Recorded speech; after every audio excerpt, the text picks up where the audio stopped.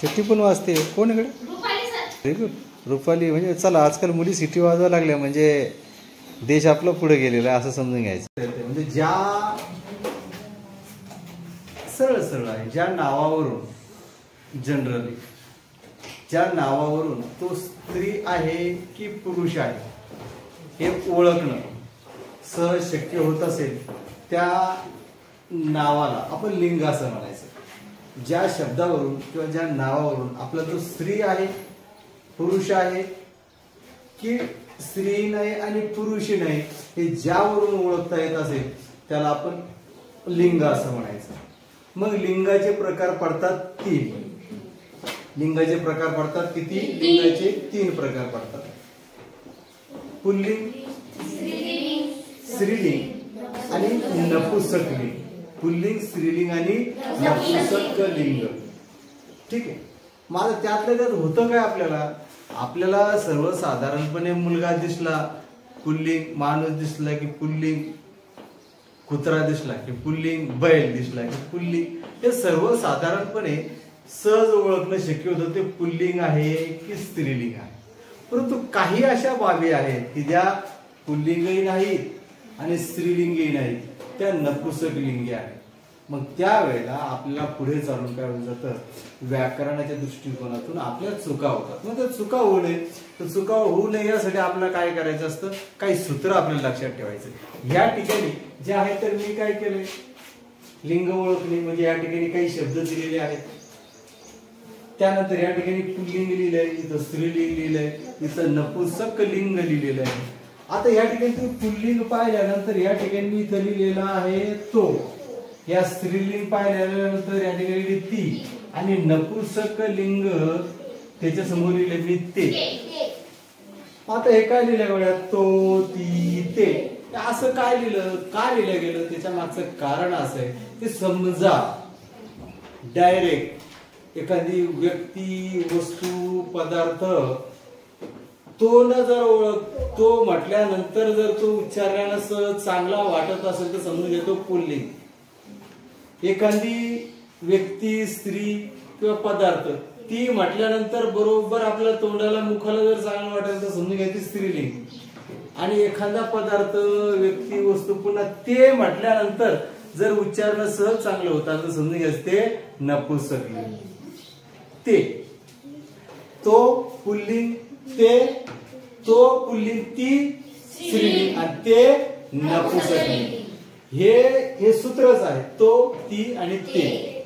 तो म्हणलं की पुल्लिंग, ती म्हणलं की स्त्रीलिंग आणि ते म्हटल्यानंतर जेव्हा उच्चारलं समजून घ्यायचं नपुंसकलिंग. चला मग यातनं काय केलं मी या ठिकाणी अनेक शब्द दिलेले आहेत. या शब्दापैकी ते शब्द हे कशात बसतात? पुल्लिंगात बसतात, स्त्रीलिंगात बसतात तर नपुंसकलिंगात बसतात हे आपल्याला पाहिजे. आता या ठिकाणी एक एक शब्द आहेत. तुम्हीच मला काय करायचे तुम्हीच मला उत्तर द्यायचे की तो पुल्लिंग आहे स्त्रीलिंग आहे की नपुंसकलिंग आहे. आता गाव बोला ना पुल्लिंग तो गाव ती गाव का ते गाव? ते गाव. मग ते कसं झालं गाव. यातील आपण गाव. ठीक आहे. असं आपल्या मनाने उच्चारायचं आपल्या मनालाच प्रश्न करायचा. त्यानंतर गावे ती गावे. Very good. बघून घ्या गावे याला म्हणतो विचार मुलं. Very good. म्हणजे कशात लिहूते पुल्लिंगात लिहायचं देश. Very good. काम ते काम ते काम या ठिकाणी काम. ओके. नपुंसकलिंगात सांगायला लिहायचं शेला. हा का शेला तो शेला ती शेला ती शेला. ठीक. ओके. त्यानंतर संगण काय म्हणायला बरं वाटते ते संगण ते संगण. ठीक आहे. संगण. नपुंसकलिंग तो मुलगा पुल्लिंग म्हणजे मुलगा हा पुल्लिंग झाला. ठीक आहे. मुलगा आहे ना मुलगा. मूल ते मूल ते मूल. मूल म्हणलं की ते मूल म्हणलं की नपुंसकलिंग मूल. त्यानंतर मुले, ती मुले, ती मुले या ठिकाणी मुले. ठीक आहे. ती आई कशात लिहू? स्त्रीलिंग आई. यंत्र, यंत्र, यंत्र, यंत्र आहे नपुंसकलिंग. Very good. ती रेल्वे कशात लिहू? रेल्वे. Very good. त्यानंतर ते विश्व, ते कशात लिहू? नपुंसकलिंग. ते विश्व. ती शक्ती कशात लिहू?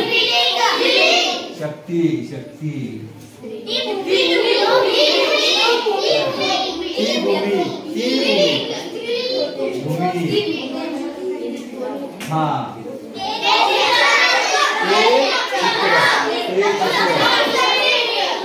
नपुंसकलिंग. Very good. हवा कशात लिहू? हवा. हा. ते पाणी कशात लिहू? पाणी. हे पाणी.